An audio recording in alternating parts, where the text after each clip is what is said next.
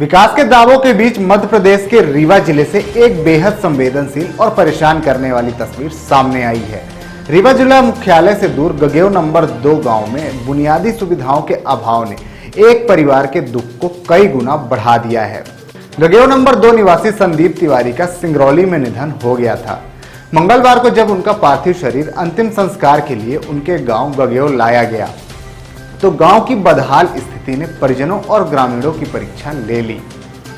गांव तक पहुंचने के लिए कोई पक्की सड़क उपलब्ध नहीं है। सोशल मीडिया और स्थानीय स्तर पर वायरल हो रहे दृश्यों में साफ देखा जा सकता है कि गांव का रास्ता पूरी तरह से दलदल में तब्दील हो चुका है। 100 वाहन का गांव के अंदर जाना नामुमकिन था।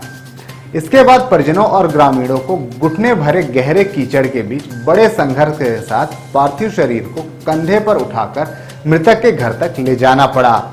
बदहाली के कारण परिजन रास्ते भर बेबस और परेशान नजर आए। इस घटना के बाद से स्थानीय ग्रामीणों में प्रशासन और जनप्रतिनिधियों के खिलाफ भारी आक्रोश है। ग्रामीणों का कहना है कि इस क्षेत्र के जिम्मेदार जनप्रतिनिधि अपने आकाओं का जन्मदिन मनाने में लगे हुए हैं, जबकि उनको कुर्सी तक पहुंचाने वाली जनता आज हलाकान है। जन्म विवाह मरण गति सोई, जहाँ जस लिखा तहाँ तस होई। विधि का विधान है, भाग्य में जो होता है। जो व्यक्ति जितने दिन के लिए आता है उतने दिन जीवन निर्वहन करके चला जाता है। भतीजे संदीप की मृत्यु बहुत कम उम्र में 30-32 साल में हो गई। बड़ी दुखद, बहुत असहनीय पीड़ा। और दुख इस बात का भी है कि देश स्वतंत्र हुए 80 वर्ष के लगभग हो गए, लेकिन मूल भू सुविधाओं से ये गंगेव नंबर 2 पंटान टोला पूर्ण रूपेण वांछित हो चुका है। और मृत व्यक्ति के लिए जन्म स्थान में दाहक संस्कार, अंतिम संस्कार के लिए प्रयास किया जाता है, लेकिन ये प्रयास